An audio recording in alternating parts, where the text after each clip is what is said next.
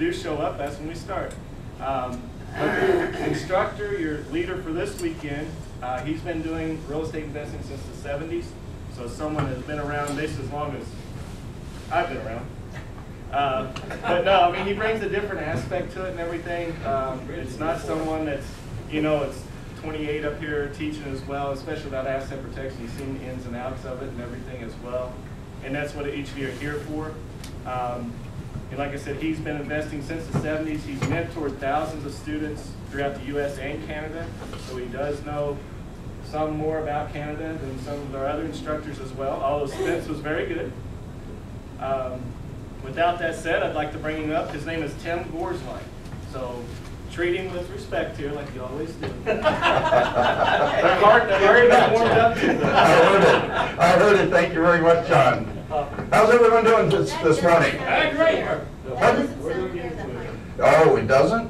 No, it doesn't. It sounds terrible. How about turning me down just a little bit? There we go. How's everyone doing this morning?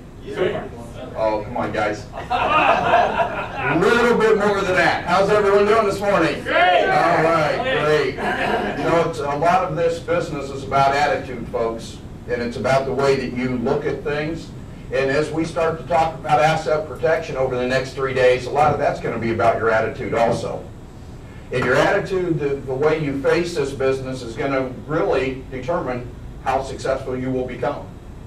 You know, I use a little bit of a saying as I've gone through life. There's something I've learned, and that is the inevitable is going to happen to us. We can't change that, can we? No. However, about 10% of what happens to us is going to happen. And I truly believe that 90% of what happens to us is going to happen, but the way we react to that is going to dictate what will happen in our future. Does that make sense to everybody? Yeah. Because if you react in a positive manner to everything, it will reflect and make things just a little bit better for you. I'll give you the perfect example. I flew in here yesterday on Delta Airlines. Does anybody in here work for Delta? I was going to say maybe you can help me find my luggage. You know what Delta stands for? Do not expect luggage to arrive. Now, it's not real complicated. I flew into Atlanta, went from one plane to another, from Atlanta to Vancouver. I get to Vancouver and there's no bag. Well, everything that I have is in that bag. So I could have let it upset me. I could have reacted differently to it. But I looked at it as a great opportunity.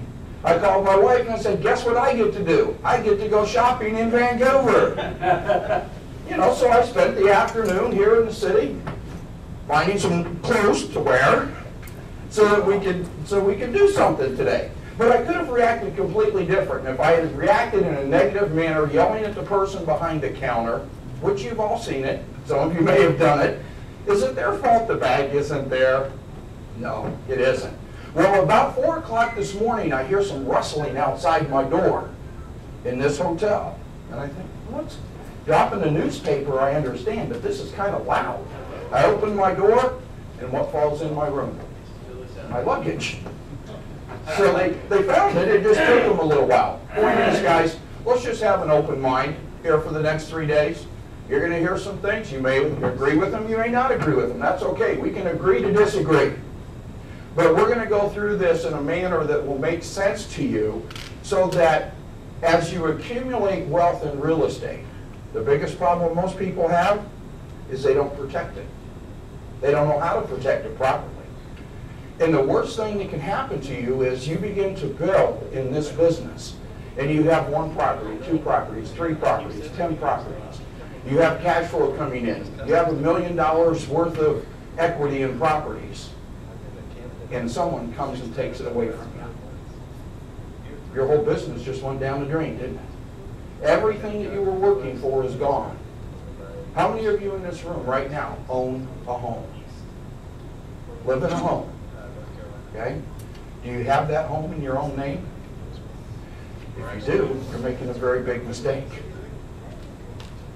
Are we living in a litigious society today? Yes, but we are, aren't we? And it's not just U.S., it's here too, guys. You can get sued for just about anything.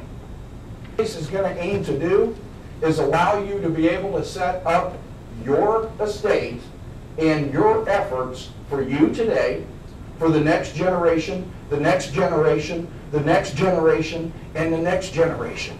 People that you will never even meet on this planet will benefit if you set it up properly. And that's what we're going to talk about. How to get the most out of the conference. Thinking ahead through this whole process over the next 3 days. There's going to be 4 pieces of the planning pie that we are going to cover the next 3 days.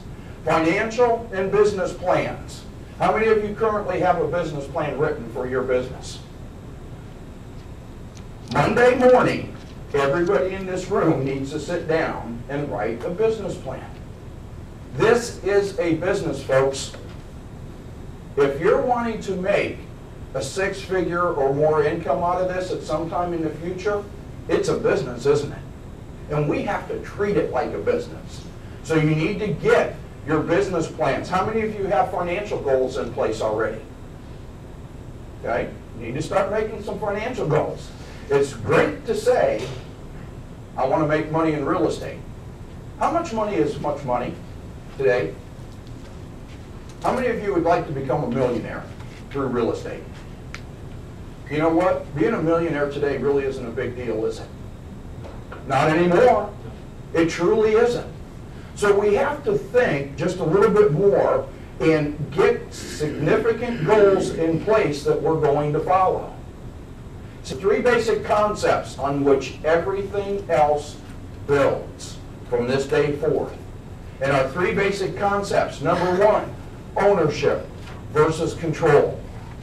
How many of you own your automobile? Have it in your name? See, should we be doing that?